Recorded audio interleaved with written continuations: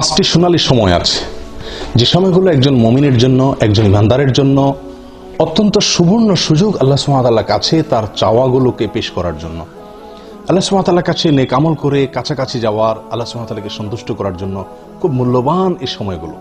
সেই সোনালী পাঁচটি সময় কখন? তার প্রথমটি হলো জোহরের সময়। মুসনাদে আহমদের এক হাদিসে বর্ণিত আছে, নবী সাল্লাল্লাহু আলাইহি ওয়াসাল্লাম জোহরের ফরজের আগে 4 রাকাত সুন্নাত সালাত নিয়মিত পড়তেন। কোন সাহাবী তাকে প্রশ্ন করলেন, ইয়া রাসূলুল্লাহ, আমরা আপনাকে দেখি সবসময় আপনি সালাতটি নিয়মিত আদায় করেন, এই 4 রাকাত সালাত কখনো ছাড়েন না, এর হেতু কি, রহস্য কি? নবী সাল্লাল্লাহু আলাইহি ওয়াসাল্লাম তখন বললেন তাদেরকে যে দেখো, যখন সূর্য মধ্য আকাশ থেকে, ঠিক আকাশের সেন্টার পয়েন্ট থেকে পশ্চিম দিকে ঢলে পড়ে, অর্থাৎ জোহরের সময় শুরু হয়, তখন আল্লাহ সুবহানাহু ওয়া তাআলা আসমানের সমস্ত দুয়ারসমূহ খুলে দেন এবং সেগুলো আর তিনি বন্ধ করেন না জোহরের সালাত শেষ হওয়া পর্যন্ত। ফাউহিব্বু আন ইউসআদা লি ফিহা খায়র, তো আমি চাই, আমার কাছে ভালো লাগে, আমার পছন্দ হয় যে এই সময়ে আল্লাহ যখন আসমানের দুয়ারসমূহ খুলে দেন, এই সময়ে আমার কোনো নেক আমল যেন উপরে ওঠে, সেজন্য আমি নিয়মিত এই 4 রাকাত সুন্নাত আদায় করে থাকি। নাম্বার 2, আজানের পরের যে সময়টুকু, আজানের পর কিছু সময়, এই সময়ও আল্লাহ সুবহানাহু ওয়া তাআলা আসমানের দুয়ারসমূহ খুলে দেন। নবী সাল্লাল্লাহু আলাইহি ওয়াসাল্লাম থেকে বর্ণিত হয়েছে সহিহ তারগীব ওয়া তারহিবের ভিতরে এর হাদিস, তিনি ইরশাদ করেছেন, ইযা নুদিয়া বিস-সালাহ, যখন সালাতের জন্য আহ্বান করা হয়, আজান দেওয়া হয়, ফুতিহাত আবওয়াবুস সামা ওয়াস্তুজিবাদ দুআ, তখন আসমানের দুয়ারসমূহ খুলে দেওয়া হয় এবং বান্দার দোয়া কবুল করা হয়। দোয়ার নির্দিষ্ট কোনো পদ্ধতি, ধরা বাঁধা কোনো সিস্টেম এখানে বর্ণিত নাই, বরং মনের যে কোনো চাওয়াকে মনে মনে আল্লাহ সুবহানাহু ওয়া তাআলার কাছে পেশ করার জন্য মূল্যবান একটি সময় হলো এটি, অর্থাৎ আজানের পরবর্তী সময়টুকু। 3 নম্বর যে সময়টি সোনালীর 5টি সময়ের ভিতরে, সেটি হলো এক সালাতের পরে অপর সালাতের জন্য যখন মানুষ অপেক্ষা করে, এই সময়টুকু, এটিও খুব গুরুত্বপূর্ণ একটি সময়।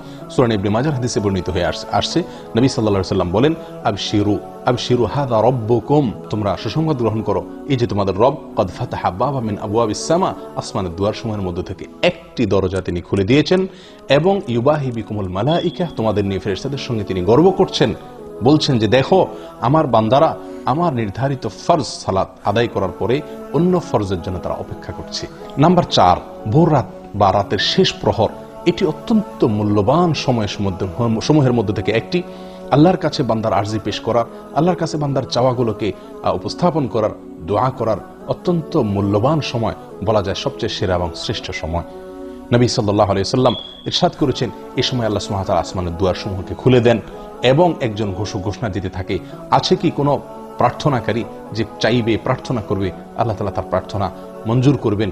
আছে কি কোনো বিপদগ্রস্ত যে ব্যক্তি বিপদে পড়ে আছে, সে আল্লাহর কাছে মুক্তি চাইবে, আল্লাহ তাআলা তাকে মুক্তি দান করবেন? এভাবে যে কোনো মুসলিম এই সময় দোয়া করলে আল্লাহ তাআলা দোয়া কবুল করেন এবং আসমানের দুয়ারসমূহ খুলে দিয়ে রাখেন দোয়া কবুলের জন্য।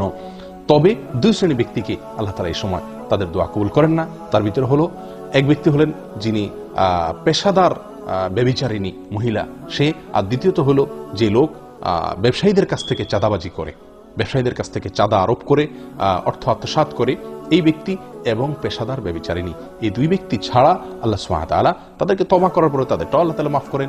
এই 2 ব্যক্তি ছাড়া, এই 2 কাজে লিপ্ত থাকলে, সেই ব্যক্তিরা ছাড়া আর অন্য সময়ের দোয়াকে আল্লাহ তাআলা কবুল করেন এবং আসমানের দুয়ার আল্লাহ তাআলা খুলে দেন। এরপরে 5 নম্বর সোনালী সময় যেটি, সেটি হলো একটি গুরুত্বপূর্ণ দোয়া, যেটিতে আল্লাহ তাআলার বড়ত্ব, আল্লাহ তাআলার প্রশংসা এবং আল্লাহ তাআলার পবিত্রতা বর্ণনা করা হয়ে থাকে। এই বিশেষ ভাষায় যখন আল্লাহ সুবহানাহু ওয়া তাআলার কাছে বান্দা দোয়া করে বা আল্লাহ তাআলার জিকির করে, তখন আল্লাহ সুবহানাহু ওয়া তাআলা আসমানের দুয়ারসমূহ খুলে দেন, যেটি সহিহ মুসলিমে বর্ণিত হয়েছে। আব্দুল্লাহ ইবনে আমর রাদিয়াল্লাহু তাআলা বলেন, একবার নবী সাল্লাল্লাহু আলাইহি ওয়াসাল্লাম সালাত আদায় করছিলেন সাহাবীদেরকে নিয়ে, পিছন থেকে কেউ একজন একটি দোয়া পাঠ করলেন। দোয়াটি হলো এই, আল্লাহু আকবার কাবীরা ওয়ালহামদুলিল্লাহি কাসীরা ওয়া সুবহানাল্লাহি বুকরাতাও ওয়া আসীলা, আল্লাহু আকবার কাবীরা ওয়ালহামদুলিল্লাহি কাসীরা ওয়া সুবহানাল্লাহি বুকরাতাও ওয়া আসীলা। নবী সাল্লাল্লাহু আলাইহি ওয়াসাল্লাম সালাতের শেষে জিজ্ঞাসা করলেন, মানিল কাইল, কোন ব্যক্তি এই দোয়াটি পাঠ করলেন? তখন যিনি পাঠ করেছিলেন তিনি বললেন, ইয়া রাসূলুল্লাহ, আমি পাঠ করেছি। নবী সাল্লাল্লাহু আলাইহি ওয়াসাল্লাম তখন বললেন, আমি আশ্চর্যান্বিত হয়ে গেছি, তোমার এই দোয়া পাঠের পর আল্লাহ সুবহানাহু ওয়া তাআলার পক্ষ থেকে আসমানের সমস্ত দুয়ারসমূহ খুলে দেওয়া হয়েছে, এটাকে অভ্যর্থনা জানানোর জন্য, এটাকে ইস্তেকবাল করার জন্য। তখন আব্দুল্লাহ ইবনে আমর রাদিয়াল্লাহু তাআলা বলেন যে এরপর থেকে আমি আর কখনো এই দোয়া পাঠ ছাড়িনি। সলাতের বাইরে সবসময় দোয়া পাঠ করা যায়। আল্লাহু আকবার কাবীরা ওয়ালহামদুলিল্লাহি কাসীরা ওয়া সুবহানাল্লাহি বুকরাতাও ওয়া আসীলা। আসুন এই 5টি সময়কে মূল্যবান সময়গুলোকে কাজে লাগানোর চেষ্টা করি।